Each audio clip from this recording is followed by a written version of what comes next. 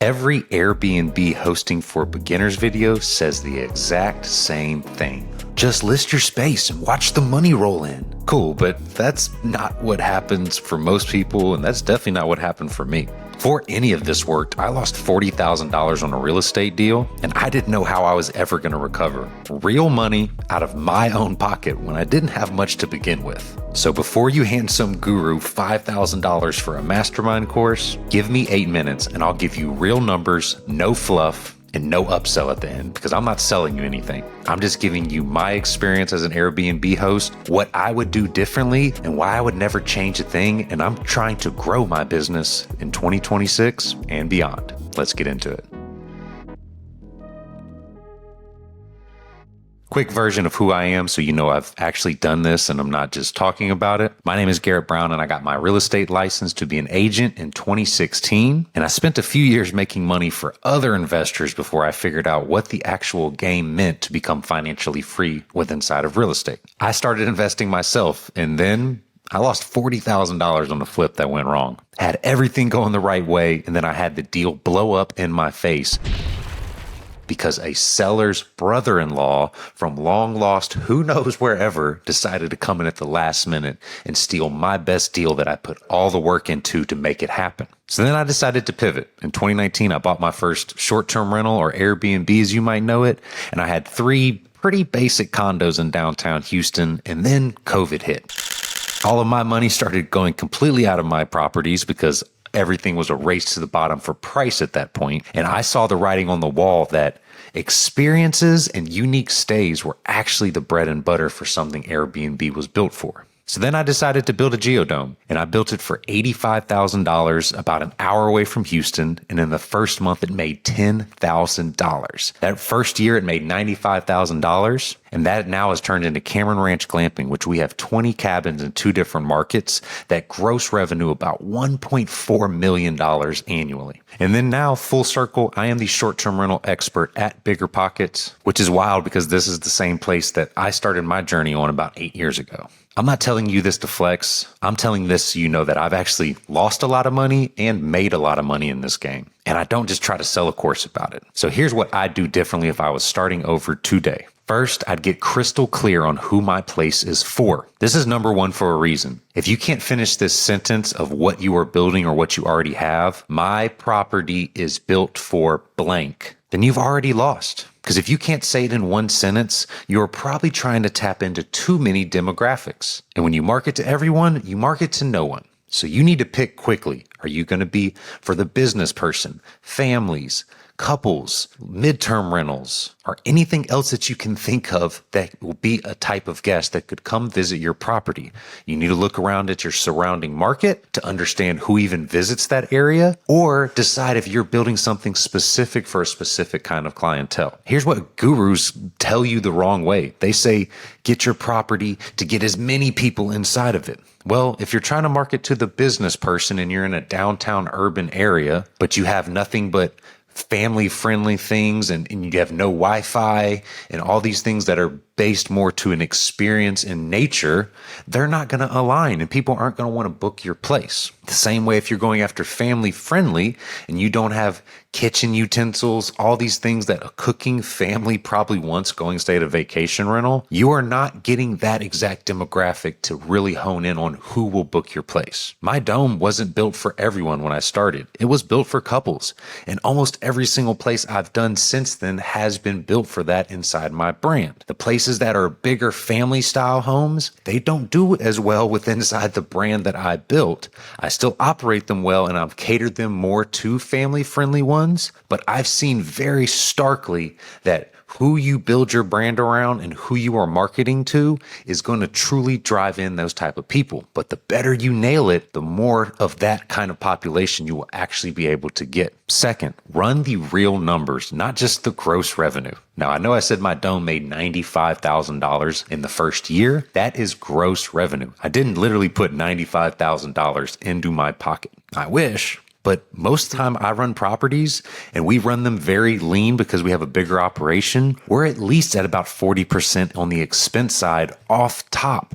So that 95,000 is probably closer to 50, and that's before mortgages and a whole bunch of other things that go into it. So here's the first big tip I can give you. Whatever you think the property is going to make, go ahead and chunk off 40% of that for cleaning, software, maintenance, platform fees, supplies, all those things that kind of live in that operational bucket. And then see with the mortgage and all these other things that you have to pay into it, does this actually pencil out now?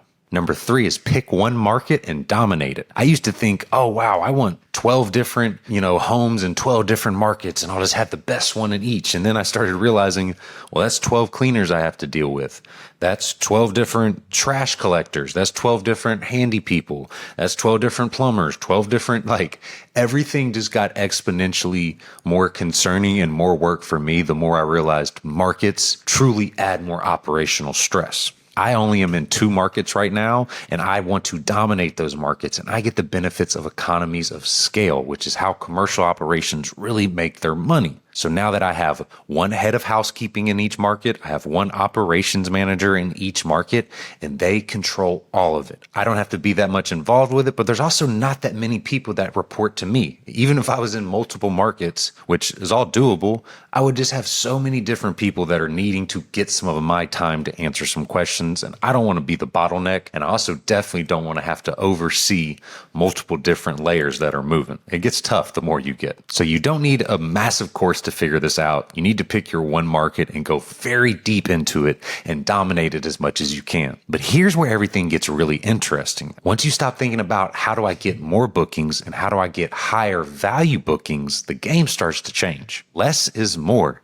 Sometimes taking off these very small houses that have very slow ADRs, and just because it's a cheap house and you might make $20,000 a year, but you can get it for $150,000, that is going to take as much time as a very big house that makes $150,000 gross revenue a year.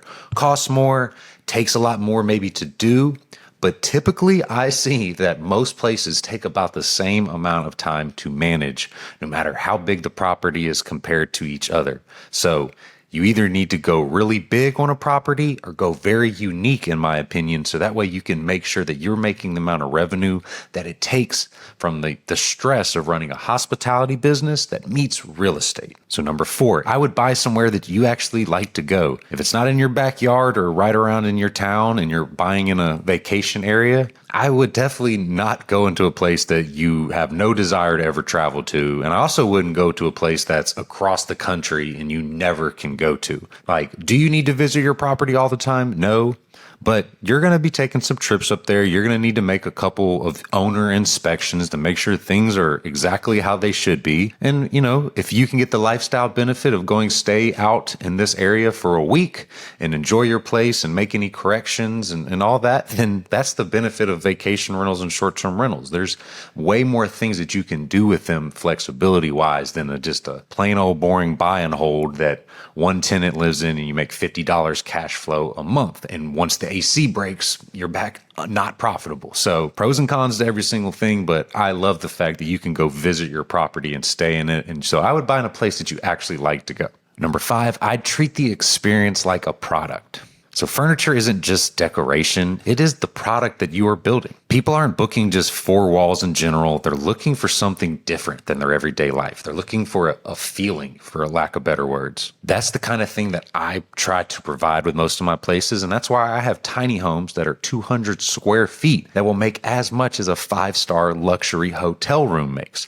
I have multiple 200 square foot tiny homes that make around $100,000 a year. That cost me around $100,000, give or take 10 or 15 to build. And they also almost get revenue wise that in the first year. That is not very common, but it's because I built the experience for people. So let's keep moving. If you're already this far into the video though, and you're finding this useful, please hit that subscribe button and let me know in the comments anything else you want to see from me. It really helps the channel grow and I appreciate it tremendously. But let's get back into it. Number 6 is I would self-manage before I outsource anything. The amount of software, tech tools, and everything under the sun that make managing short-term rentals so much easier now, you're going to be shocked how much better it is to self-manage. You'll make more money. No one's going to care about the property like you, and you won't even know what a good co-host or property manager does until you've done it yourself to know, where they are actually doing the things that matter. You know what happens with your guest. I recommend always giving self-management a try. Get the best cleaners you possibly can, pay them well, get a handy person, get all the subcontractors in the area you need, electric, plumbing, all those things like that. Get them lined up, and I guarantee you will do a better job maybe than some of the big co-host companies out there for sure. A boutique co-host person in the area that doesn't have a ton of rentals probably does a really good job as well, but please just self-manage it at least for a few months. And if you absolutely hate it, you never want anything to do with it, then you can pass it off to a co-host that you will at least know how well they are doing and you have some experience to be able to pay attention to, see if they're worth the money that they get. And then the last one is I would keep a reserve and make sure to budget from the start. There's nothing worse than under budgeting and not having enough money to really bring the property together that you're trying to do. If you buy the house and you put the down payment and you're completely tapped out and you can't furnish it and then add the design and the flair or the amenities that actually are needed to make the place profitable and get the revenue you need, it might not be the right deal for you at the time.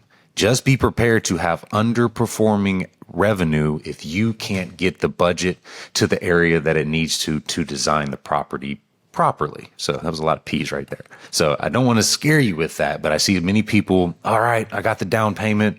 Let me get the place. You get in it and then you're like, what do you mean it costs 40 grand to furnish it? What do you mean I need to spend, 30 grand on a hot tub and, sauna or something like that to compete at the top of market? That matters more than people can even think about. And so however you need to figure that out, just make sure you are baking that into everything that you're buying and trying to go into. If you watched all the way through to this and you take anything away from it, please just know this. The single biggest mistake isn't always a bad property or a bad market, even those are possible. The biggest mistake is believing the fantasy that's been sold, that this is passive, you can make so much income, it is so easy. This is one of the most time-consuming things inside of real estate investing. It is hospitality meets real estate investing. But the time-consuming pays off because we have by far the highest cash flow ability in real estate investing that I know of. So somebody let me know in the comments, prove me wrong. Give and take, tomato, pros and cons. I don't know if those are right at this point, but appreciate you watching all the way through. I know you got this if you're thinking about going to the Airbnb short-term rental journey. I just wanted to make sure things were lined out properly for you. If you enjoyed this content, like I said, please hit subscribe. It means the world to me. And I think YouTube wants you to watch one of these videos right here. See y'all soon.